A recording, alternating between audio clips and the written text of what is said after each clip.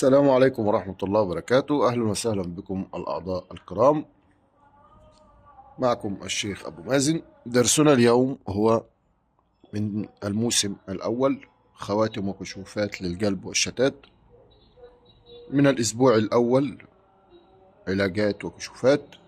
الدرس الرابع وهو البرهطية، سر منها للكشف. ناس كتير بتشتغل بالبرهطية وقالوا لي يا شيخ، يعني لو أنا بتريد بالبرهطية وعايز أكشف بيها، يا ترى في طريقة مجربة صحيحة أو مجربة ليها برهان ملموس بعد ما أسمع الفيديو بتاعك أقوم أعملها حالا وبعديها بساعة أرد لك خبر وأقول لك الفيديو بتاعك ده صادق أو كاذب؟ أنت راجل صادق أو راجل كاذب؟ فحبيت أحط لكم الفيديو ده والمحتوى ده لكل طالب عشان يدوق حلاوة المعرفة، يدوق حلاوة التجارب البسيطة، يدوق حلاوة ان الشيخ لما يطلع معلومة بصدق. صدقوني، مش كل اللي عنده طرق كشف او وصل هو تعب عشان يوصل. استحالة تعبه ده بيتبسط له في الاخر لانه اتعود عليه وقدر يوصل من تعبه. صعب جدا يدي لحد فانت تعذره لانه تعب. يفهموا قصدي؟ لكن اللي فاهم ويخرج العلم يوم ربنا يديله اكتر واكتر ما دام في الخير. ربنا يا رب يجعلنا اهل خير دايما. طيب، مسألة مجربة وسهلة جدا.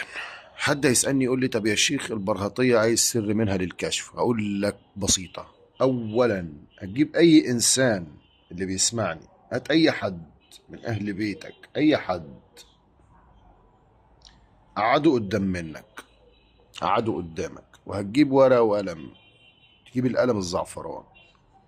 كل اللي هقول لك عليه اكتبه بالحرف الواحد، ما تبدلش وما تجودش. ما تبدلش ولا تجود ولا تزيد من عندك. دول كام صباع؟ 5. كل صباع فيه كام؟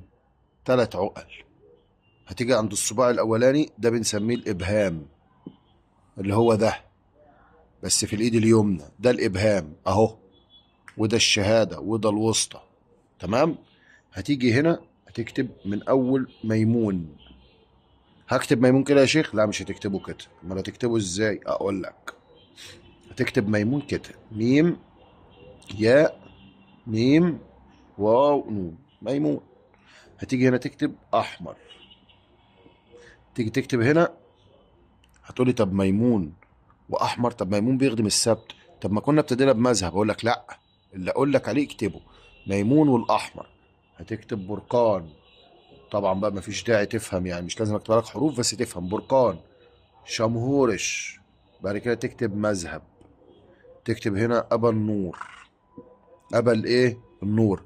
مرة اهو، مرة بتاع يوم الاثنين ما تكتبوش اصلا خالص. تكتب ابا النور او تكتب زوبعة، بس يفضل تكتب ابا النور. انزلوا ايها الاملاك على كف فلان ابن فلانة واعطونا الكشف والبرهان. حروف مفرقة في كف ايده. المبخرة هتحطها قدام منك هكذا وعليها فحم. البخور اللي هتبخر بيه اهو، اللبان والكزبرة، اللي دايما بنلاقي ليهم اختصار شفرة بسيطة. الكلمة دي بنلاقيها في الكتاب، يقول لك والبخور لك. طبعا انت تقرا كلمة البخور لك يعني اللي موجود عندي. لا غلط طبعا. كلمة لام هي اختصار للبان والكاف اختصار للكزبرة فبنسميها لك. فهمتوني؟ زي ما بنيجي نلاقي مثلا في السطور نلاقي كلمة إلخ.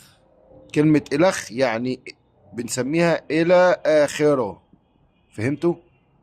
إلخ يعني إلى آخره. أظن أنتوا كده إيه، فهمتوا المعاني بالذات في الشفرات في الكتب أو المخطوطات.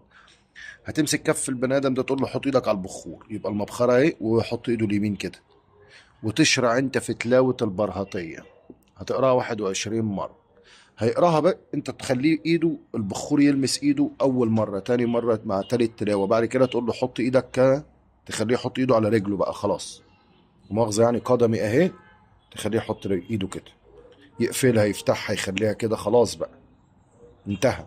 يعملها كده خلاص، ويسيبها كده، او يخليها كده، او يقفلها، او يعمل ايده كده خلاص. وتقعد انت على البخور تقرا 21 مره، وتوكلهم بان هم يلبسوا الكف والذراع ويجروا فيه مجرى الدم في العروق ويعطوك البرهان، يرفعوا الايد. اولا اول ما تشرع في التلاوه ايه اللي هيحصل بقى؟ ركزوا كده.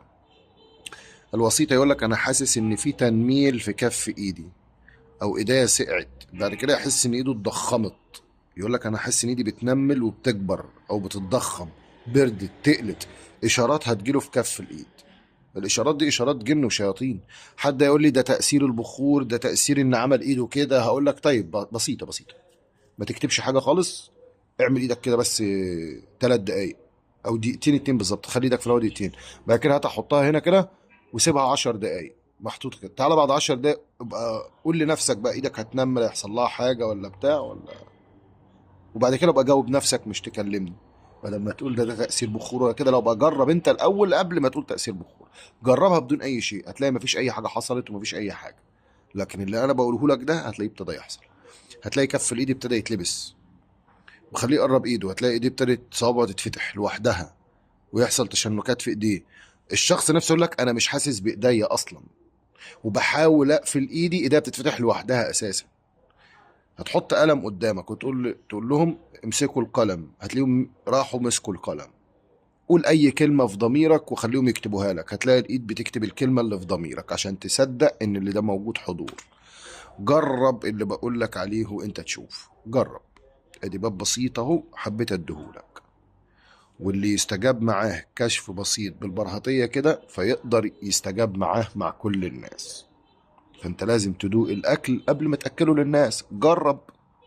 جرب، باب قدامك اهو هينفذ معاك مباشرة من مجرد ما تنوي خير.